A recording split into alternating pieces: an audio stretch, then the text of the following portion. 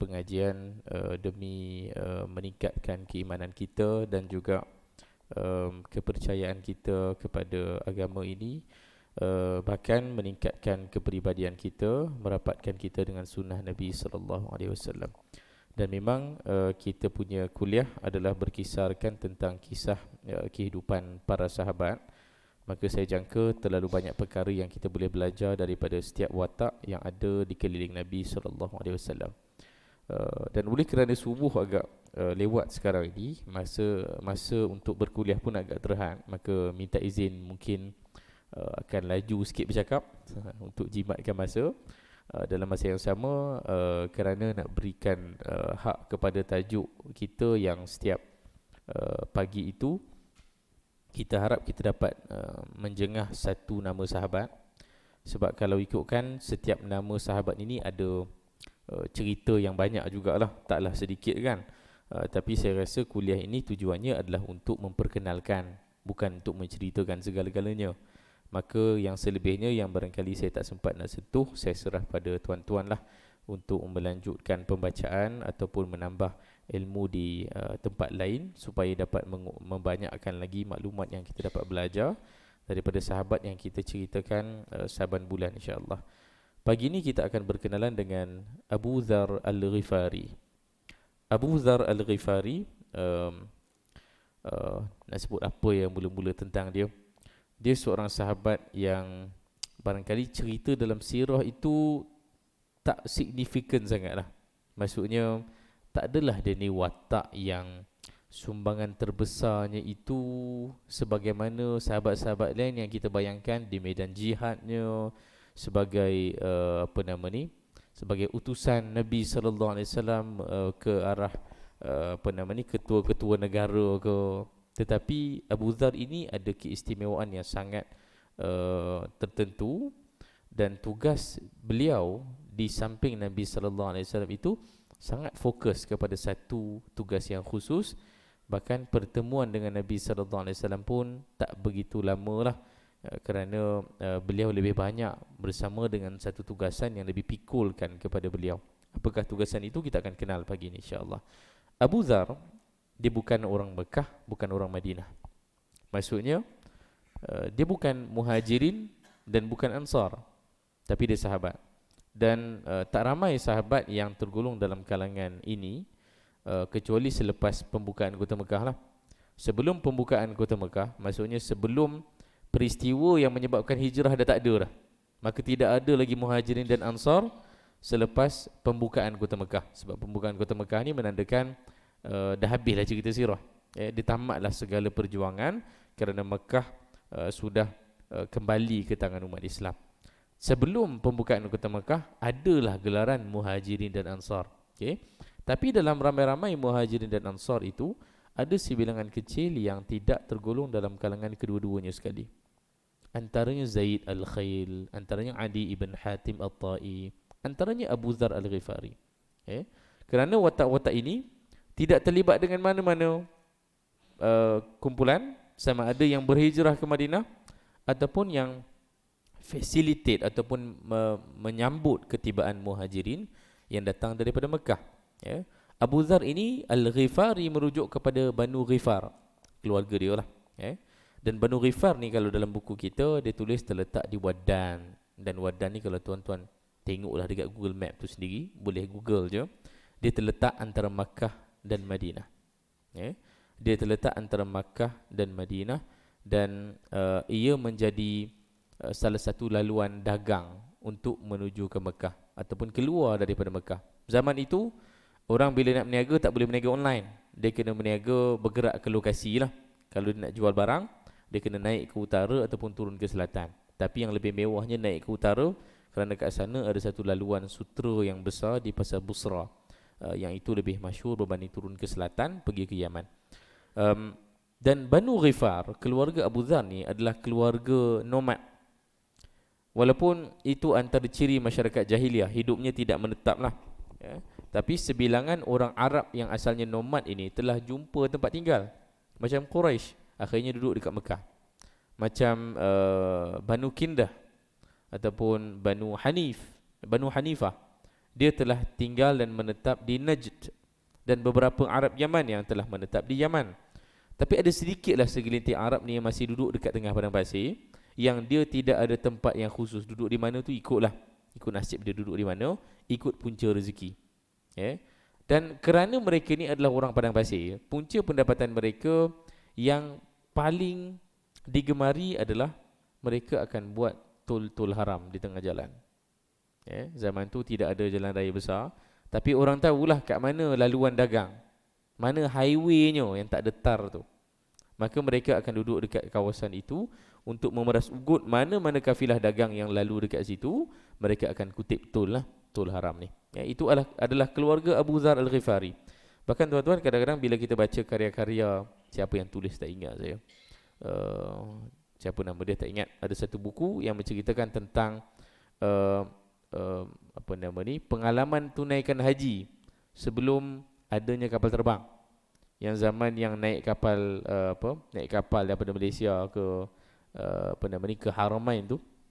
Bahkan tahun sebelum tu lagi, sebelum ada kapal pun, sebelum ada kapal yang membawa jemaah haji ni, tahun 60-an, 50-an. Saya ingat bila saya baca buku tu dapat membayangkan bagaimana sikap orang Arab Badui ni. Kerana ada satu peristiwa yang berlaku pada kurun ke-18, 1700 lebih macam tu. Bagaimana ada satu Arab Badui ni, dia telah hijack, dia telah menyerang satu kereta api yang membawa jemaah haji daripada Turki, daripada Osmaniyah, yang turun ke Haramain. Yang terbunuh dalam peristiwa itu adalah ribuan orang. Untuk kita bayang, zaman sekarang, zaman moden, 17, kurun ke-17, kurun ke-18 pun masih berlaku tol haram ni di tengah jalan raya di Haramain, tanah haram Makkah dan Madinah. Maka zaman Nabi sallallahu alaihi wasallam, pemeras ugut di tengah jalannya adalah Banu Ghifar. Antara yang mewujudkan tol haram adalah keluarga Abu Dzar Al-Ghifari, dan dia adalah ketua kabilah dia. Abu Dzar ni ketua kabilah dia. Dan dia daripada Ghifar. Dan ringkas cerita, panjang sebenarnya riwayat yang menceritakan tentang Abu Dzar ni. Saya ringkaskan cerita. Abu Dzar mendengar cerita di Mekah ni ada seorang Nabi. Dia dengar cerita dekat Mekah ada seorang Nabi yang diutus, yang mendakwa dirinya sebagai seorang Nabi. Maka dia ada seorang adik. Kalau ikut dalam baris dalam kitab kita disebut Anis, tapi saya jangka baris ni salah. Yang lebih tepat adalah Unais, adik kepada Abu Dzar Al-Ghifari, yang diutuskan ke Mekah untuk cek, untuk pastikan siapakah dia orang yang dakwa dirinya Nabi tu. Walaupun dia seorang Badui, jangan salah anggap yang orang-orang Badui ni akalnya tak celik. Jangan salah anggap orang-orang Badui ni matanya tak dapat merenung dengan mendalam. Berbanding dengan orang-orang bandar. Makkah orang bandar, Banu Ghifar orang Badui yang duduk di tengah padang pasir. Sedangkan orang Mekah tu tiap hari didakwah oleh Nabi sallallahu alaihi wasallam. Abu Dzar Al-Ghifari tak pernah didakwah oleh Nabi sallallahu alaihi wasallam secara khusus pun, secara langsung. Dia hanya dengar cerita tentang Nabi sallallahu alaihi wasallam, dan diutuskan adiknya namanya Unais tadi, diutuskan ke Mekah untuk cek betul ke dia ni Nabi. Dan bila Unais ini pulang semula ke Banu Ghifar, di Waddan tadi rumah dia, dia ceritalah pada abang dia, apa yang orang cakap tentang dia. Dan adik dia cerita, laqad ra'aitu wallahi rajulan yad'u ila makarimil akhlaq. Aku menemui seorang lelaki yang mengajak orang kepada makarimil akhlaq. Ini bukan orang Muslim yang cakap, tapi ini Unais, seorang Banu Ghifar, pemeras ugut tengah jalan, duduk di tengah padang pasir. Dia cerita pada abang dia Abu Dzar tadi, aku jumpa seorang lelaki iaitu Muhammad sallallahu alaihi wasallam yang ajak orang kepada makarimil akhlaq, kepada akhlak yang baik. Masya-Allah, ini satu perkara yang hilang pada zaman tu. Orang rasa berakhlak baik itu agak janggal pada zaman tu, sehingga memerlukan seorang lelaki, seorang rasul yang mengajak mereka semula kepada kemuliaan akhlak. Yaqulu kalaman ma huwa bisyair. Dan dia ada ucap kata-kata yang dengarnya macam syair, iaitu Al-Quran lah yang kita tahu. Tapi adik dia sebut syair. Wa madza yaqulu an-nasu fihi, orang tuduh dia apa? Dan adik dia kata innahu sahir kahin syair. Orang tuduh dia sebagai ahli sihir, sebagai bomoh, tok pawang, dan juga penyair. Dan Abu Dzar Al-Ghifari ketika itulah Islam itu, keimanan itu mula masuk ke dalam hati dia. Mula dia rasa yang aku rasa aku perlu menuju ke sana. Dia mula rasa yang aku perlu pergi ke Mekah untuk bertemu sendiri dengan Nabi SAW, dan Abu Dhar pun berangkatlah ke Mekah. Tadi utus adik dia. Bila dapat dipastikan, sebab cerita tentang Nabi ni dia bukan cerita yang kecil, dia cerita yang besar. Dan untuk beriman kepada satu fahaman yang baru, sedangkan dia itu seorang yang tak percaya kepada mana-mana, tak ada kepercayaan Yahudiyah, tidak ada kepercayaan Nasraniyah, tidak percaya kepada berhala. Abu Dhar ini dia free man lah. Dia tak percaya apa-apa.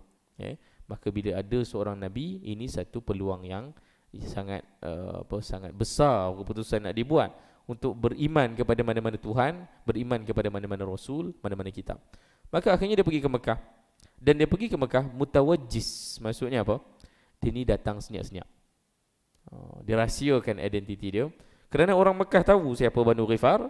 Dan kalaulah orang tahu yang Abu Dhar datang ke situ, habis Abu Dhar.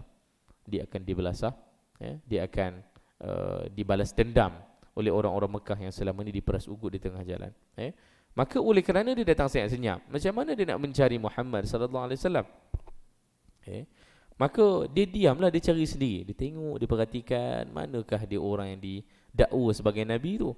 Dan kita boleh jangka ini adalah zaman Islam itu mula berkembang dan mula mendapat tentangan. Tahun ketiga, tahun keempat kenabian, macam itulah kalau kita boleh bayangkan. Dan ketika itulah Abu Dhar, oleh kerana dia tak dapat nak berinteraksi dengan sesiapa, dia kena jaga-jaga, dia pun tidurlah dekat masjid. Maksudnya Masjidil Haram tu, dekat tepi Kaabah. Dia tidur dekat situ.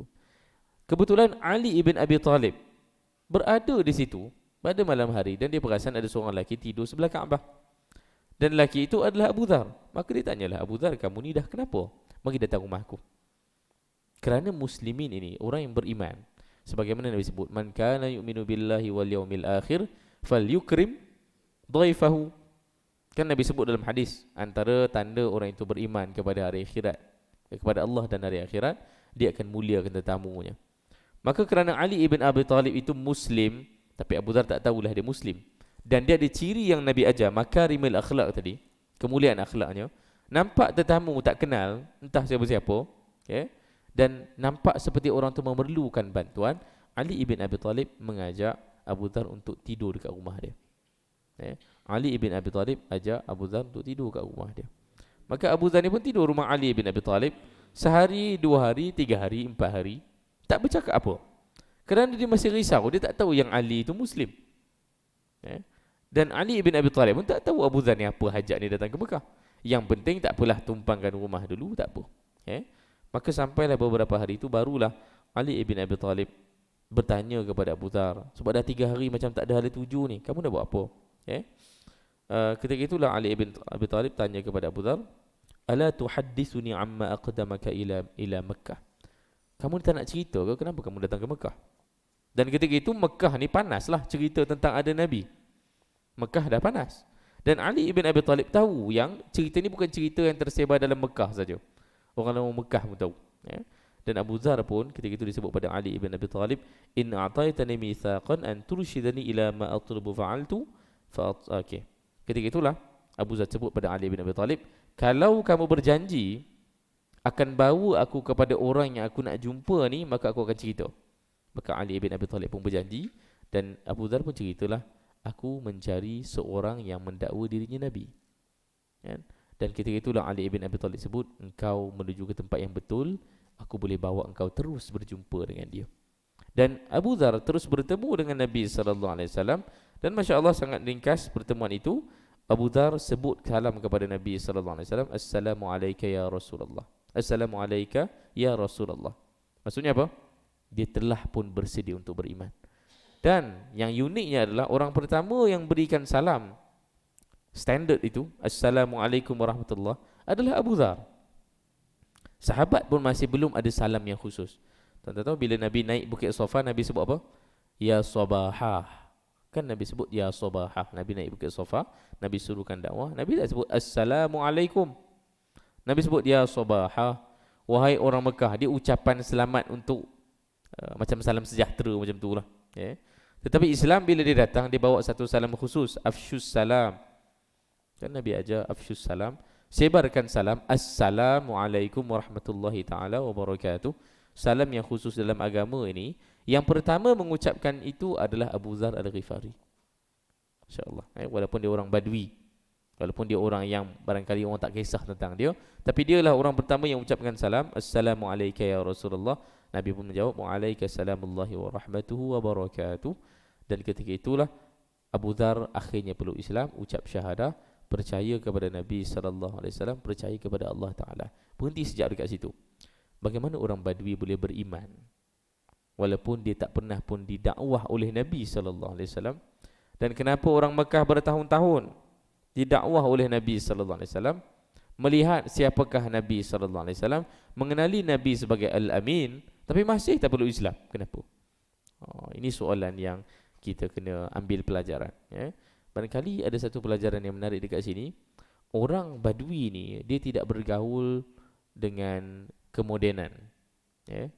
Dia hidupnya hidup yang sangat ringkas, jumpa dengan ayam itik, dengan unta, dengan keldai, dengan bagal. Itulah yang dia jumpa tiap hari, ya. Dia tak jumpa dengan kesibukan bandar sebagaimana orang Mekah. Dia tak jumpa dengan fahaman-fahaman pelik-pelik yang boleh ditemui di bandar, ya. Maka disebabkan itulah orang bandar ni dia spiritualnya agak kurang berbanding orang kampung. Ini antara keuntungan kita duduk kampung. Walaupun Meru ni tak adalah jauh sangat daripada bandar, kan. Seberang sana setiap alam namanya bandar dah, kan. Kelang pun majlis perbandalan Kelang, bukannya majlis kampung Kelang, kan. Maksudnya apa? Kita ni bila duduk di kampung, jangan lupa untuk menikmati satu kelebihan yang kita ini banyak bergaul dengan alam semula jadi. Dan itu sepatutnya membawa kita dekat dengan Allah Ta'ala. Sepatutnya orang yang selalu bergaul dengan alam semula jadi, dia akan temui kebenaran.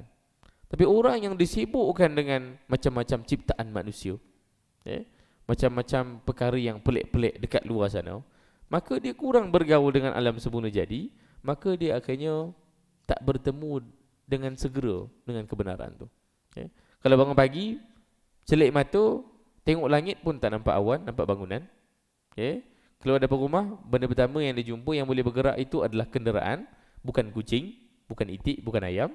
Maka dia akhirnya akan menjadi biasa dengan benda itu, dan dia terlupa bahawa ini adalah alam ciptaan Allah Ta'ala.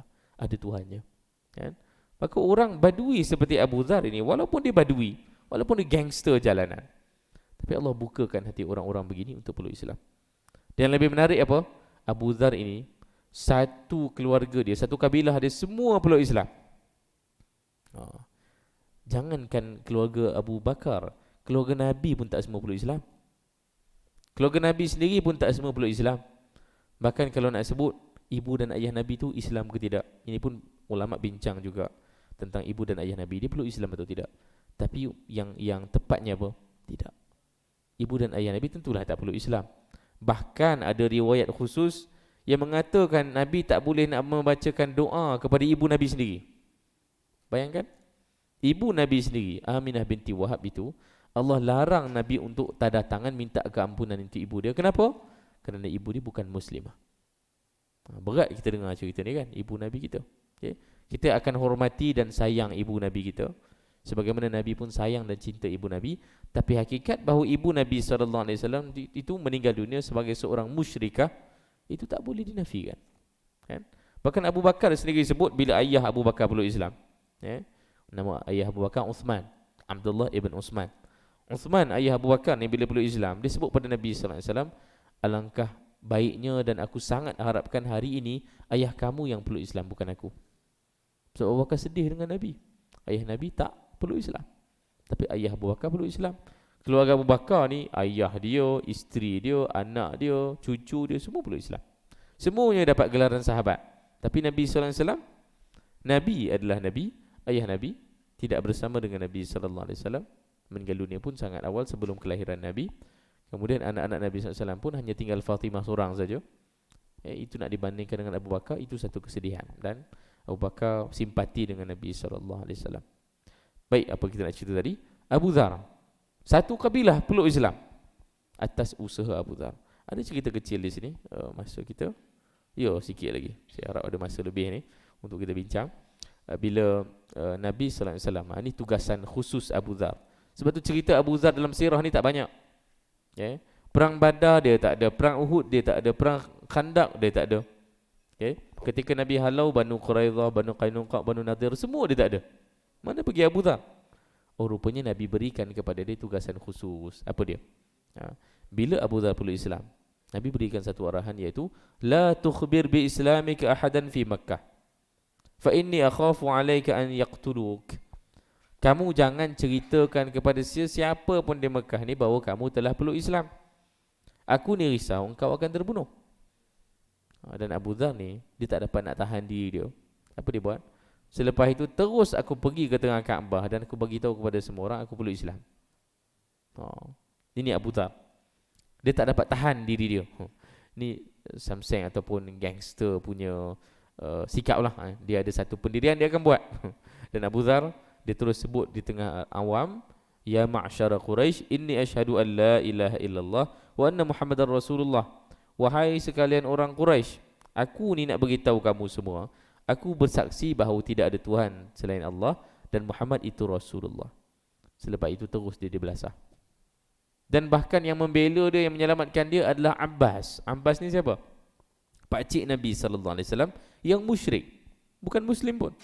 Sebab sahabat-sahabat yang peluk Islam awal kebanyakannya adalah golongan hamba yang lemah. Maka kalau golongan hamba yang lemah, macam mana dia nak selamatkan golongan gangster yang lemah macam Abu Dhar ni? Sama-sama lemah, tak boleh nak bantu. Maka Abbas antara yang selamatkan dia ketika itu. Bila dia bertemu semula dengan Nabi sallallahu alaihi wasallam, Nabi sebut semula pada Abu Dhar, alam anhaka an ilani islamika, kan aku dah halang, kan aku dah beritahu jangan cerita pada orang. Dan Nabi beritahu terus satu arahan khusus kepada Abu Dhar, ilhaq bi qaumika, kamu pergi pulang kepada keluarga kamu, wa khabbiruhum bima ra'aita wa ma sami'ta, kamu ceritalah benda yang kamu belajar daripada aku ni, wad'uhum ila Allah, ajaklah mereka kepada Allah Taala, la'allallahu yanfa'uhum bika wa yu'jiruka fihim, boleh jadi nanti mereka akan mendapat manfaat daripada kamu dan kamu pun akan mendapat manfaat daripada keislaman mereka.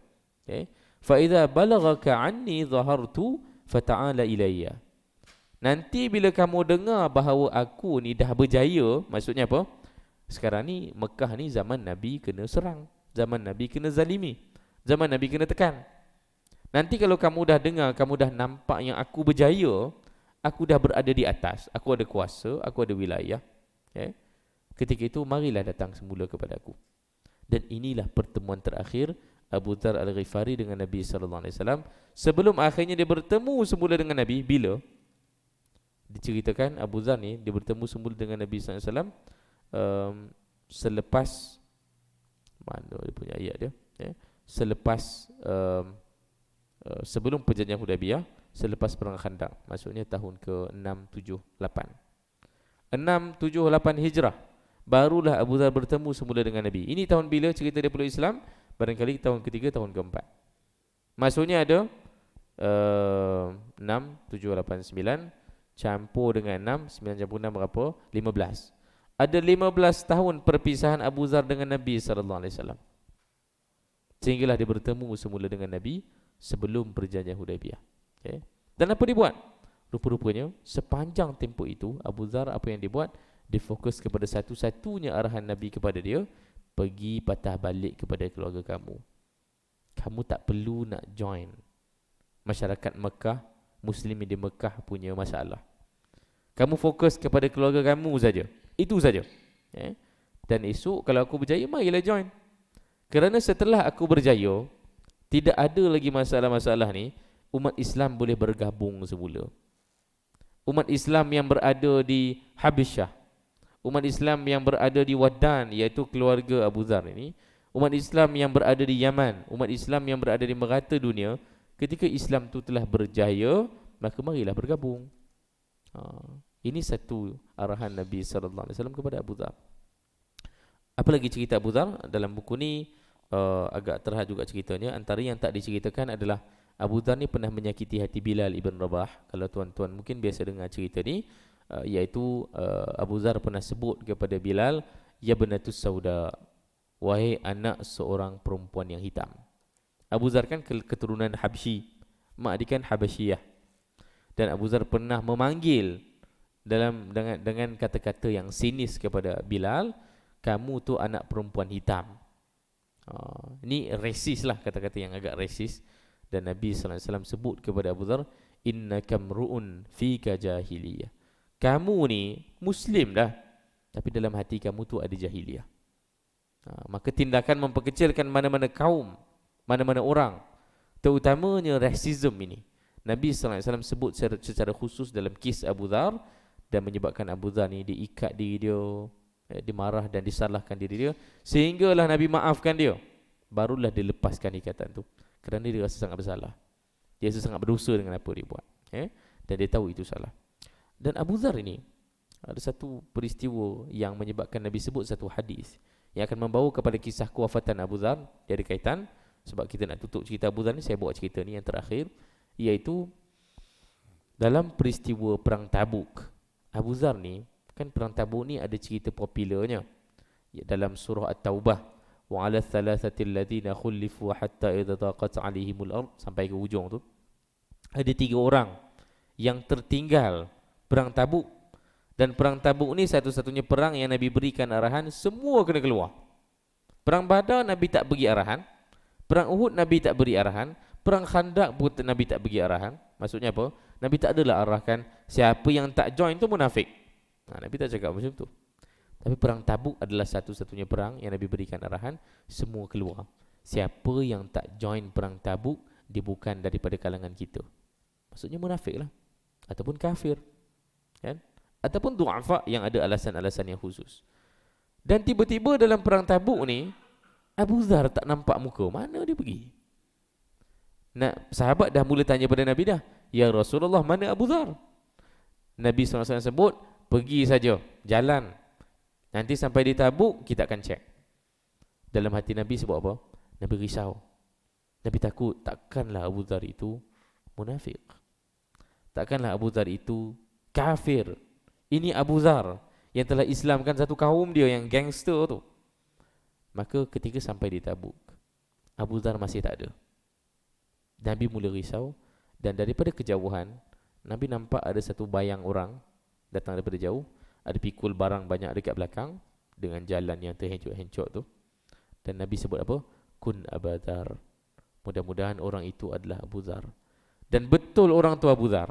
Kenapa? Apa yang berlaku?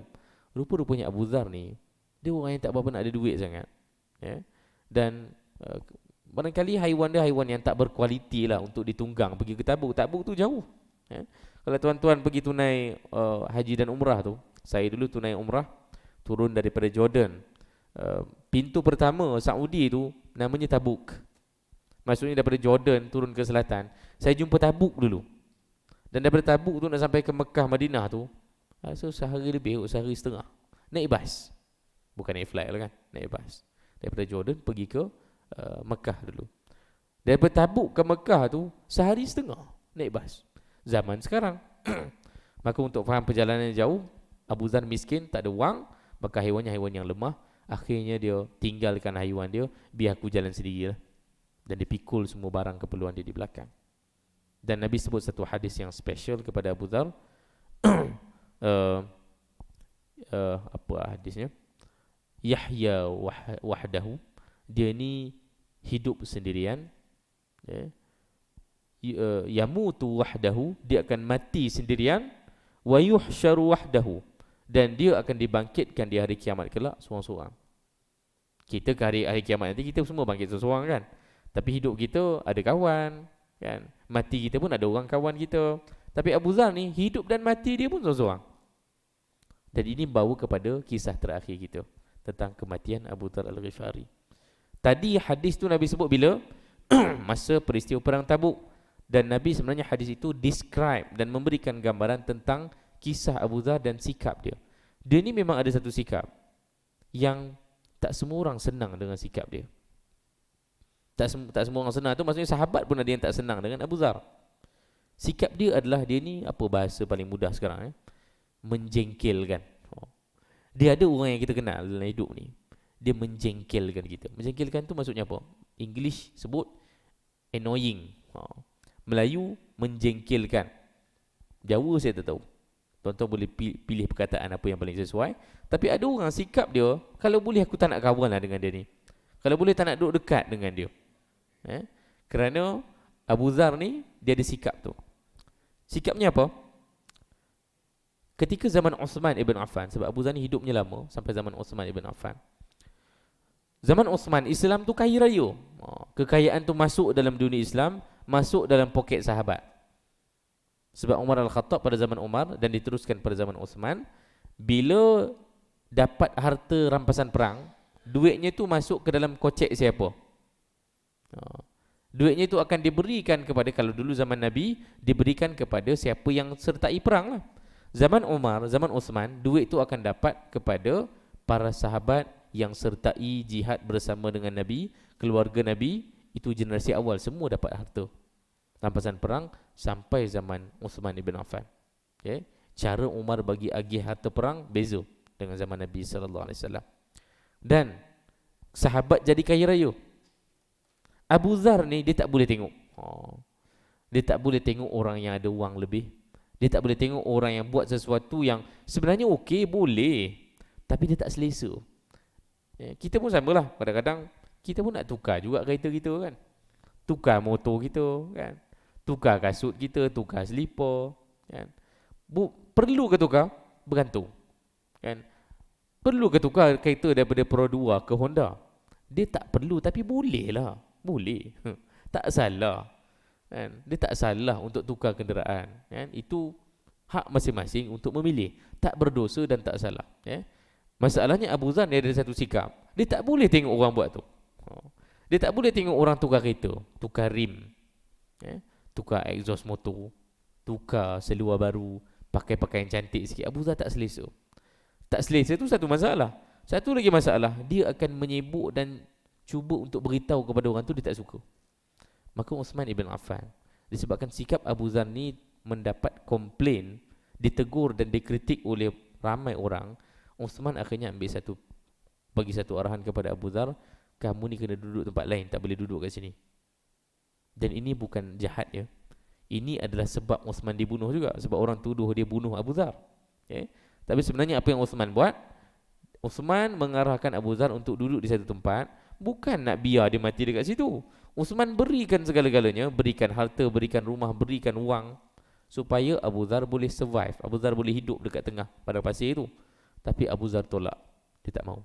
Semuanya dia tak mau. Tak apa, aku duduk kat sini, tapi aku tak nak segala-galanya. Tak apa. Dan Uthman kena mengadili. Dia tak boleh biarkan komplain tu macam tu je kan? Sebab Abu Dhar ni dah mula mengganggu ketenteraman awam. Maka dia letakkan Abu Dhar di satu tempat, dan Abu Dhar akhirnya duduk sendirian di situ sampai akhir hayat dia. Ini kisah Abu Dhar. Dan benarlah sabda Nabi SAW, Abu Dhar ni memang hidupnya nanti akan sendirian, dan matinya pun sendirian. Dia meninggal dunia, yang bersama dengan dia adalah isterinya dan juga seorang hamba. Itu saja. Abu Dhar ni saya tak pasti dia ada anak ke tidak. Sebab dalam riwayat tak ceritakan sangat tentang anak dia. Ada yang sebut dia ada anak seorang, ada yang sebut dia tak ada anak. Tapi yang penting bila dia mati, tak ada orang kecuali isteri dan seorang hamba. Dan Masya Allah, Allah Ta'ala bukan nak menyeksa dan menghina Abu Dhar, tapi Allah Ta'ala memang nak pamerkan kepada kita ada orang macam tu, dan dia still sahabat. Dia masih seorang sahabat. Dia masih tarafnya adalah taraf sahabat. Ada hadis-hadis yang kita banyak belajar daripada Abu Dhar. Tuan-tuan kena tahu, banyak hadis yang kita dapat daripada Abu Dhar. Bukan ada hadis 40 tu. Tuan-tuan baca perawi dia siapa, tuan-tuan akan jumpa Abu Dhar, Abu Dhar, Abu Dhar, Abu Dhar. Maksudnya apa? Dia ni walaupun ada sikap macam tu, ilmunya tinggi, sumbangannya besar, sampai ke hari ni kita menikmati hadis Abu Dhar. Bukan kerana Allah hinakan dia, tapi Allah nak beritahu memang itu adalah sikap manusia, berbeza-beza. Manusia ni perangainya beza-beza kan? Kecenderungannya beza-beza. Dan Nabi dah beritahu awal dah, Abu Dhar ni memang sikap dia akan menyebabkan dia ni hidup seorang-seorang dan dia akan mati seorang-seorang. Ketika dia mati, hanya ada isteri dengan hamba perempuan dia, dah gali siap-siap dah siapkan semua jenazah dia.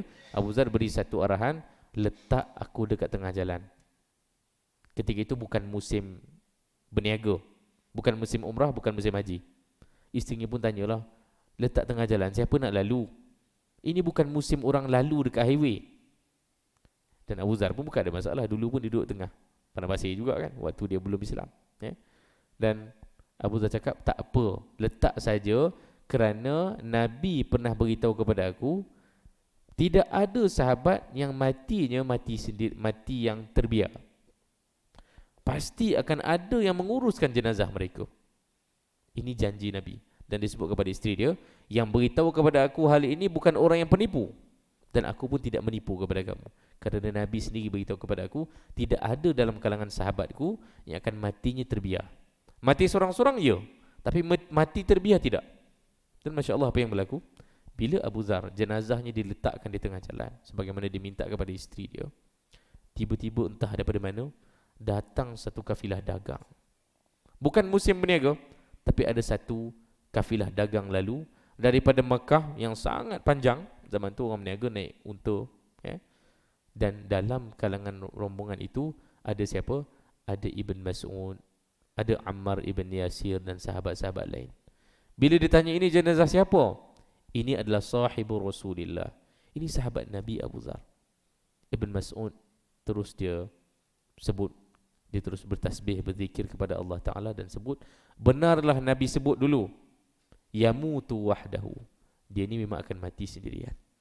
Nah, sabda Nabi itu benar, dan memang akhirnya dia akan diuruskan oleh sahabat-sahabat yang mulia ini, walaupun kematiannya agak tragik juga seorang-seorang, tetapi akhirnya yang menguruskan jenazah dia adalah Ibn Mas'ud. Ibn Mas'ud ni siapa? Ibn Mas'ud ni guru Quran kita semua. Setiap orang yang baca Quran mesti berterima kasih kepada Ibn Mas'ud, kerana dialah yang menjaga Quran untuk kita. Dan dia yang menguruskan jenazah Abu Dhar, yang mungkin nampak macam kematiannya itu tragik sikit seorang-seorang, tapi tetap dimuliakan oleh Ibn Mas'ud, guru Quran kita semua. Saya rasa cukup di situ tentang Abu Dhar Al-Ghifari. Setakat apa yang saya boleh ceritakan dengan masa yang kita ada. Banyak pelajaran yang tuan-tuan boleh kutip sendiri. Maksudnya apa? Maksudnya tak apalah kalau ada karakter ataupun sikap manusia yang dia bukanlah bertentangan dengan akhlak, ya. Maksudnya ada orang memang sikapnya itu berbeza sikit daripada kita, personalitinya. Personality tak dosa, Ada orang dia jenis yang pendiam sikit, dia tak berdosa untuk pendiam. Itu personality. Akhlak lain. Akhlak ni apa? Diam tapi jahat. Itu akhlak. Itu tak boleh. Berkata jahat tak boleh. Tapi pendiam itu personality, kan? Ataupun ada orang yang kata-katanya itu kata-kata yang orang tak semua senang dengan dia. Itu personality. Dia bukan akhlak. Maka kalaulah dalam kalangan kita ada orang sikap personalitinya macam tu, janganlah risau sangat. Itu kebiasaan. Sahabat Nabi pun ada macam tu. Tapi kita tetap menghargai apa yang baik yang orang tu ada. Sebagaimana kita menghargai Abu Dhar Al-Ghifari dengan segala hadis, dengan segala kebaikan yang dibawa. Bahkan Abu Dhar, orang-orang begini pun sumbangannya sangat besar mengislamkan seluruh kaumnya. Abu Dhar Al-Ghifari yang kita kenal daripada seorang badui menjadi seorang yang menyumbang besar kepada kabilahnya sendiri, semuanya peluk Islam dan menjadi menanggung amanah hadis-hadis Nabi SAW. Dan kalau kita nak mencontohi Abu Dhar, peluang itu sangat terbuka luas. Kalau orang gangster macam Abu Dhar boleh jadi Abu Dhar, apatah lagi kita yang bukan gangster ni. Anak-anak kita yang hanya nakal je, bukan gangster pun, hanya anak kita ni nakal je, kan? Adalah perangainya sikit. Dia bukan gangster pun, bukan orang jahat. Lagilah dia itu ada peluang untuk jadi macam Abu Dhar. Maka jangan nafikan peluang anak-anak kita, peluang mana-mana orang untuk jadi lebih baik pada masa akan datang. Saya rasa cukup di situ. Ada soalan? Kalau ada, untuk saya raikan.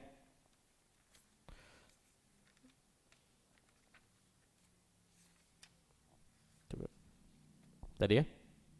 Terima kasih tuan-tuan haji semua. Boleh tegur saya kalau ada apa-apa, ya. Maksudnya laju sangat ke, saya takut cakapnya laju sangat. Tapi ceritanya begitulah, ceritanya banyak sangat. Dan memang bila bercerita tu, cabarannya adalah macam mana nak seimbangkan antara antara membaca buku dengan bercakap. Maka saya pun cuba memberikan hak buku ni juga. Saya akan petik beberapa petikan yang menarik. Dalam masa yang sama saya kena berceritalah apa yang terkandung dalam buku ni untuk pelajaran dan kuliah kita ni berjalan dengan baik, insya-Allah. Aqulu qawli hadza astaghfirullah li wa lakum. Assalamualaikum warahmatullahi wabarakatuh.